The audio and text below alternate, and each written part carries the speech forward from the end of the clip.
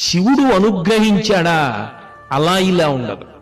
అందుకే మీరు ఎప్పుడైనా ఎక్కడైనా చూడండి, మిగిలిన దేవతల యొక్క అనుగ్రహం వేరు, శివానుగ్రహం ఒక్కటి వేరు. ఆయనది మామూలుగా ఉండదు. ఉపమన్యువు ఒకప్పుడు ఆవు పాలడిగాడు తల్లిని, తండ్రి లేడు. ఎక్కడి నుంచి తెస్తుంది? పిల్లలందరూ ఆడుకునే వాళ్ళు ఏడిపించారు, తండ్రి లేని వాడివి నువ్వు ఆవు పాలు ఎక్కడ తాగుతావు. తల్లి వాడి బాధ చూడలేక బియ్యపు పిండి నీళ్లలో కలిపి ఇచ్చింది. వాడు పాలు అనుకుని తాగేసి మూతికి బియ్యపు పిండి అంటుకుంటే పరిగెత్తుకుంటూ ఆడుకుంటున్న పిల్లల దగ్గరికి వెళ్ళి మా అమ్మ ఆవు పాలు ఇచ్చింది తాగానన్నాడు. వాళ్ళ పిండి రవ్వలు పెదవుల మీద చూసి, నీ ముఖం, నీకు తండ్రి లేడు, ఆవు పాలు ఎక్కడివి? మీ అమ్మ వరిపిండి నీళ్లలో కలిపిచ్చింది, అదిగో నీ మూతి మీద బియ్యపు పిండి ఉందన్నారు. వాడు తిన్నగా వెళ్ళి ఏడిచాడు తల్లి దగ్గర. ఏమ్మా, నాకు తండ్రి లేడా?